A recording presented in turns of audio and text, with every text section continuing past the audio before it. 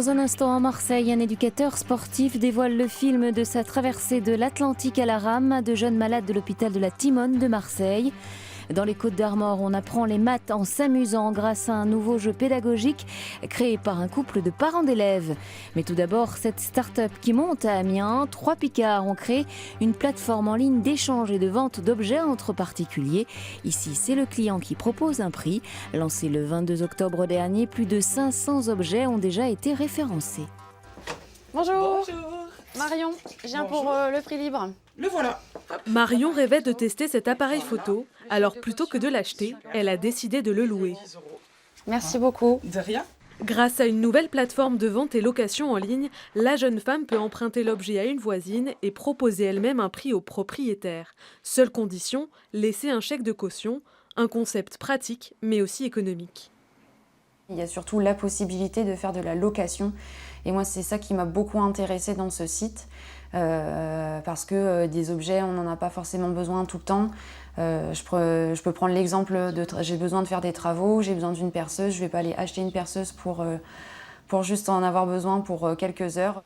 Et le fondateur de Prix Libre, c'est lui. Cet Amiénois travaille sur le projet depuis près de 2 ans. Livres, outils, jouets, plus de 500 objets sont déjà disponibles sur son site.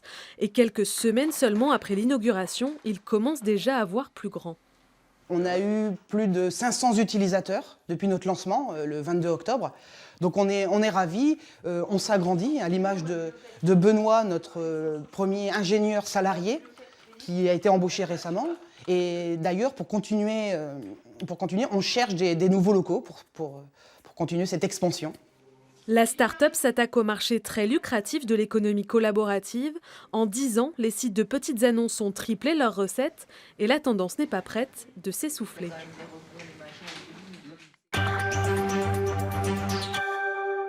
Cette initiative pour sensibiliser les élèves aux dangers des réseaux sociaux.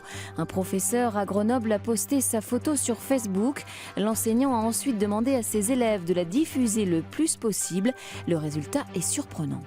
Bonjour à tous, mon nom est Stéphane Fantini, je suis professeur de français dans un collège. C'est une expérience dont ils étaient loin d'imaginer la portée. Il y a 3 semaines, ces élèves de 4e prennent en photo leur professeur de français. Un cliché publié sur Facebook incitant les internautes au partage. En quelques heures, les chiffres s'emballent. Notre exemple, mais après on parlera de vos réseaux sociaux, d'accord? On était 15 heures plus tard, on est à 743 000. 2 heures après ces 15 heures, c'est-à-dire 17 heures plus tard, on est à 2 millions. Et on en est aujourd'hui à 17 millions. Alors, pour que ce soit un peu plus Le post, traduit en plusieurs langues, a voyagé en Europe et bien au-delà, jusqu'en Australie et au Japon. Un moyen concret d'appuyer le travail débuté l'an passé dans l'établissement, une sensibilisation au cyberharcèlement. J'ai senti, lorsque j'en parlais, que ça restait un discours, en fait. Ça restait un discours, c'était théorique. Et on a mis en place cette expérience pour voir une image inoffensive, comment elle pouvait circuler et jusqu'à quelle portée elle pouvait avoir, pour souligner quelle portée pouvait avoir une image plus toxique qui serait publiée sur les réseaux sociaux. Démonstration réussie, auprès de l'auditoire, entre étonnement et prise de conscience, les comportements promettent déjà de changer. Je pose des photos, je parle, je laisse des commentaires, des fois. Tu seras plus vigilante? Ouais, beaucoup. Il suffit simplement qu'on publie un message et que quelqu'un se fasse passer pour nous, ça peut changer notre vie. Objectif visé maintenant, que l'expérience n'en reste pas au statut de buzz, mais s'inscrive bien dans la mémoire des élèves. Faire d'eux des utilisateurs avisés d'Internet, des prescripteurs de bonne conduite aussi, de cet outil formidable, mais aux dérives si faciles. Voilà toute l'ambition portée et déjà bien lancée. Au revoir, bon week-end. Au revoir, bravo. Apprendre les mathématiques tout en s'amusant, c'est le principe de Multiplicaboost, un jeu pédagogique calqué sur le jeu de loi. On le doit à un couple de parents d'élèves dont le fils avait des difficultés à compter. 4 fois 2, ça fait 8, et je décompose, ça fait 8. 1, 2, 3, 4, 5, 6, 7, 8, il ne se passe rien. C'est qui? Attends. Sauf que mine de rien, en lançant les dés, Charlotte et ses petits camarades travaillent les additions et les multiplications. C'est le principe de ce jeu de loi revisité et baptisé Multiplicaboost. Pour déplacer sa fusée sur le plateau, il suffit de compter. 10 fois 7, ça fait 70. Du coup, 7, c'est 7 et 0, 70.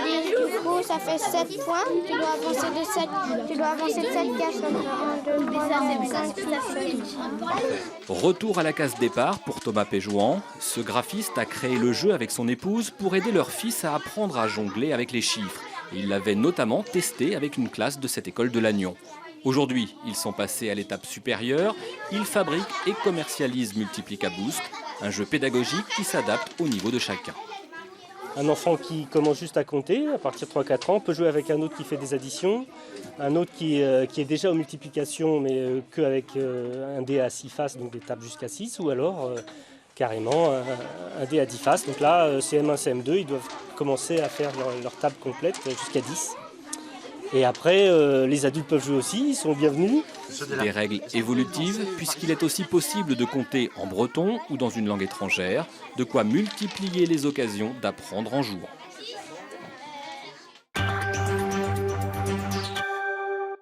Il a ramé seul pendant 74 jours sur l'Atlantique. Un moniteur de voile est venu présenter aux petits malades de l'hôpital de la Timone à Marseille sa traversée de l'Atlantique à la rame. Un périple en pleine mer que cet éducateur sportif a partagé chaque jour avec une trentaine de jeunes patients. Ça a été des moments très forts, parce qu'on avait échangé, ils m'ont demandé ce que je voyais sur l'eau. Alors bien sûr, c'était surtout les poissons que je pouvais avoir autour du bateau qui les intriguaient un petit peu. Et puis surtout, ils m'encourageaient, ils me disaient « Bon, il faut y aller Rémi, c'est bien, il faut que tu es bientôt arrivé ». Une aventure riche d'expériences que ces jeunes malades ne sont pas prêts d'oublier.